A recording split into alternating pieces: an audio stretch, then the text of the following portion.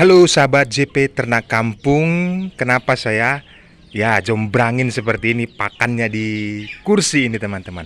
Agar detail kalian bisa mengetahui bagaimana pencampuran dari pakan alternatif yang baik mereka konsumsi, sehingga bagi pejantan dan betina saat mereproduksi untuk masa perkawinan, telurnya itu memiliki embrio yang baik ataupun bagus untuk menetas.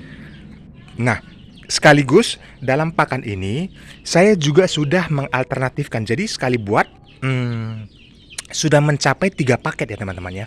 Untuk indukannya bisa, untuk ayam yang 1 bulan 1 minggu sudah bisa. Begitu juga ayam yang sudah remaja. Remaja dalam arti bobot mereka itu sudah mencapai 1 kiloan ya. Di 2 bulan 2 minggu ataupun 2 bulan 1 minggu sudah ada yang berat 1 kilogram. Jadi pertumbuhannya sangat pesat. Dari campuran pakan alternatif yang sudah kita racik, 50% pakan pabrikan dan 50% lagi sisa-sisa dari makanan rumahan, plus kita berikan sayuran, batang pisang. Untuk detailnya kita akan kupas tuntas teman-teman. Nah, di sini di tempat saya ada sekitar 9 indukan betina dan 1 pejantan. Saya memiliki mesin penetas di dalam rumah, tidak di dalam kandang ini teman-teman. Ini kondisi kandang saya, tidak berdekatan dengan rumah saya. Rumah saya di sana itu yang ada seng yang putih ya, yang itu agak kerucut, yang ada rabung 5, yang ada pohon bambunya, itu rumah saya. Jadi kandang ini terpisah dari rumah saya. Ini lihat teman-teman, kondisinya dikelilingi oleh rumah-rumah penduduk, tetapi tidak berbau. Berdasarkan riset yang saya sudah jalankan ataupun pengalaman yang sudah berjalan di JP Ternak Kampung, itu tidak berbau karena ada jamu yang kita treatmentkan kepada mereka 5 hari sekali. Di video-video sebelumnya saya sudah banyak cerita detail tentang jamu itu, ke daya tahan tubuh mereka, kotoran mereka itu tidak berbau. Dan di sini saya akan spill sedikit bagaimana peracikan makanan. Ini tentunya bukan metode untuk jamu ya. Nanti untuk jamu itu sekitar 5 hari sekali. Tetapi di video-video sebelumnya saya sudah upload untuk detail rinciannya. Sekarang kita bahas untuk nutrisi. Pakan racikan ini bisa tercukupi bagi pejantan dan betina yang sedang reproduksi untuk menghasilkan telur. Karena identiknya teman-teman, telur yang diciptakan ataupun yang dihasilkan oleh betina itu harus memiliki embrio yang bagus. Ciri-ciri embrio yang bagus, cangkangnya itu agak tebal dan kuningnya itu agak kemerahan ya. Bisa dibilang orange teman-teman. Jadi putihnya itu tidak terlalu encer. Saya sudah riset dan saya sudah pernah makan juga, bahkan sangat detail saya perhatikan dari telur yang mereka hasilkan itu sangatlah baik setelah saya menggunakan pakan racikan ini. Nah, di sini ada apa saja? Oke. Di sini kalian bisa lihat itu ada seperti kecil-kecil beras, tetapi ini menir teman-teman. Namanya di tempat saya itu menir. Pecahan-pecahan dari beras itu bisa kalian beli di tempat-tempat penjualan pakan ternak ya, ataupun di kilang padi juga ada disediakan. Dan di sini ada kalian lihat jagung giling, dan di sini kalian ada lihat nasi-nasi sisa yang sudah dicuci pastinya.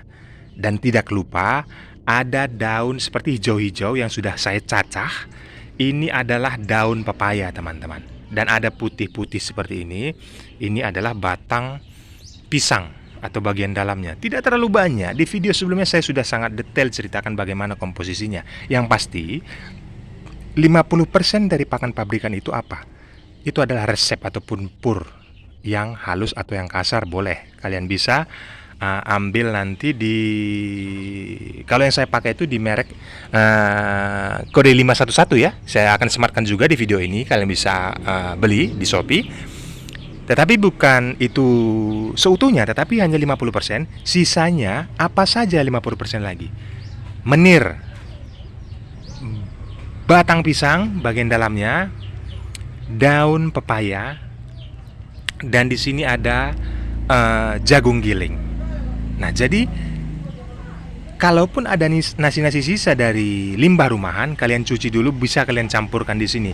Baik itu sayur-sayuran ataupun terong-terong yang sudah tidak dimakan, apa saja digiling saja teman-teman. Yang penting komposisinya dari campuran itu 50% dan jangan kurangi 50% lagi dari pabrikan. Seperti yang saya katakan, 511 boleh, yang halus ataupun yang kasar.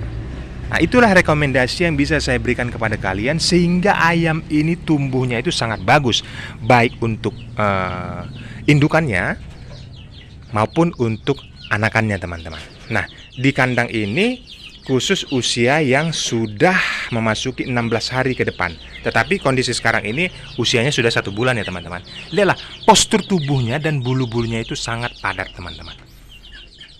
Untuk kondisi fisik jangan ditanyakan lagi, jamunya sudah saya terapkan. Jadi ayam itu statementnya kita tidak akan kita izinkan 1 ekor pun ayam mati karena sakit.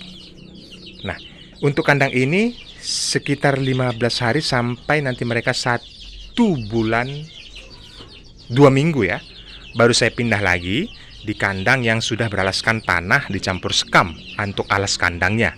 Ini sudah sekitar 2 bulan, sudah ada yang mencapai 1 kiloan, 1 kilo 2 on bahkan yang itu. Jadi pertumbuhannya sangat pesat, teman-teman.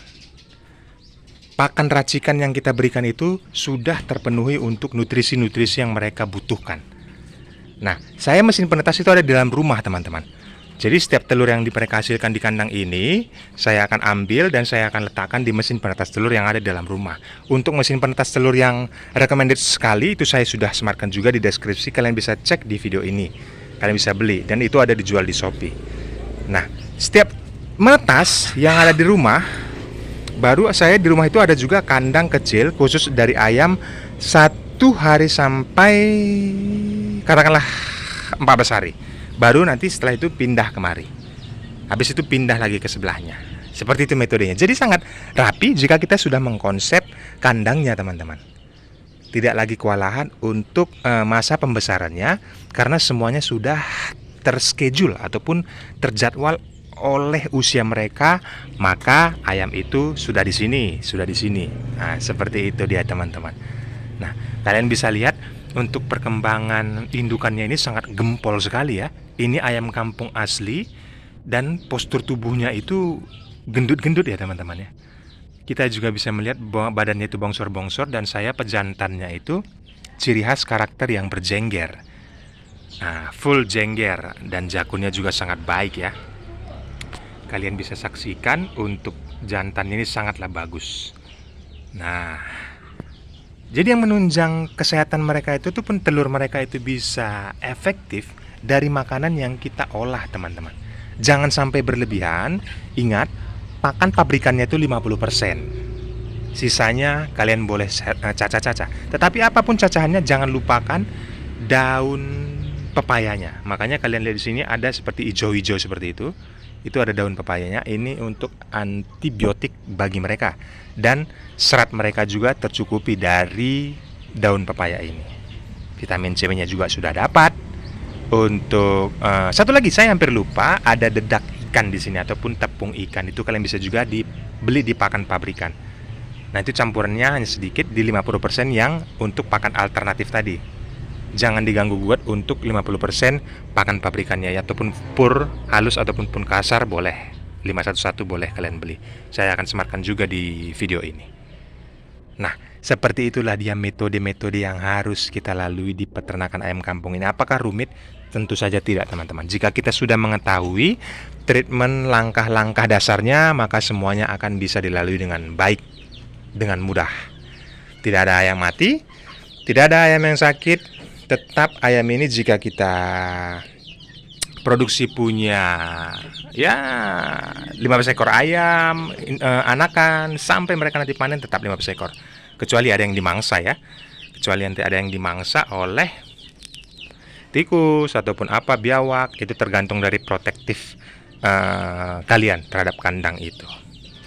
Saya rasa seperti ini dulu videonya, teman-teman. Semoga bermanfaat. Jangan lupa tombol subscribe-nya, teman-teman, bagi yang belum, dan nyalakan loncengnya agar notifikasinya itu masuk ke kalian pada saat saya upload. Saya uploadnya 2 hari sekali, pukul 8 malam ya, waktu Indonesia bagian Barat.